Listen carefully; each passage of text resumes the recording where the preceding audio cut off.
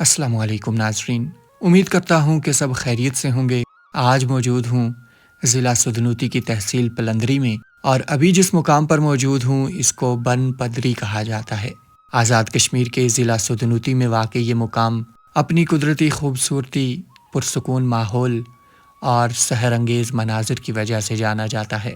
پلندری کے آغوش میں بسا ہوا یہ مقام کسی مصور کا شاہکار لگتا ہے۔ یہ محض ایک خوبصورت مقام نہیں بلکہ فطرت کا ایک ایسا گیت ہے جو خاموشی سے دل میں اتر جاتا ہے۔ اس مقام کی سب سے بڑی خاصیت اس کی بلندی ہے، جہاں سے اطراف کے دور دراز کے مناظر انسان کو ایک الگ ہی دنیا میں لے جاتے ہیں۔ اس چوٹی پر کھڑے ہو کر جب آپ چاروں طرف نظر دوڑاتے ہیں تو قدرت کی وسعت کا ایک بے مثال نظارہ سامنے آتا ہے۔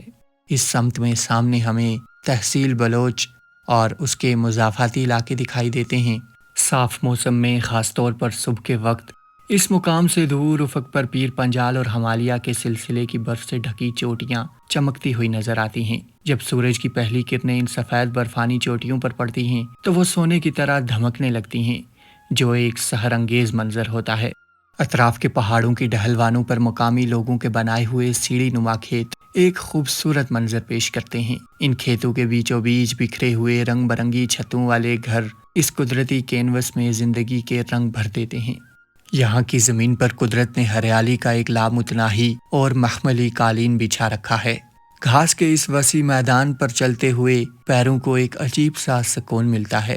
یہ ہریالی اطراف میں موجود ریڑ اور چیڑ کے اونچے درختوں کے ساتھ مل کر ایک ایسا سبز امتزاج بناتی ہے جو آنکھوں کو ٹھنڈک اور روح کو تازگی بخشتا ہے۔ اطراف پر نظر دوڑائیں تو ضلع سدنوتی کے دیگر خوبصورت علاقے یہاں سے ہمیں دکھائی دیتے ہیں، جن میں منگ شہر اور اس کے مضافاتی علاقے، پلندری کے بیشتر علاقے، بلوچ شہر اور اس کے مضافاتی علاقے، اور اس سمت میں پیچھے ہمیں مری اور اسلام آباد تک کے علاقے موسم صاف ہونے پر واضح دکھائی دیتے ہیں۔ یوں اس ایک مقام سے آپ کو ضلع سدنوتی کی 3 تحصیلیں یعنی تحصیل منگ، تحصیل پلندری اور تحصیل بلوچ کے خوبصورت اور واضح مناظر دیکھنے کو ملتے ہیں۔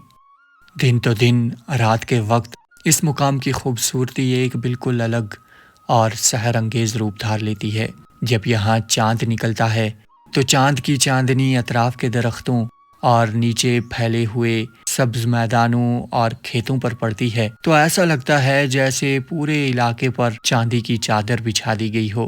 رات کے وقت جب آپ نیچے وادیوں، پہاڑوں، دیہاتوں کی طرف دیکھتے ہیں تو اندھیرے میں چمکتے ہوئے چھوٹے چھوٹے گھروں کے بلب یوں لگتے ہیں جیسے زمین پر تارے اتر آئے ہوں۔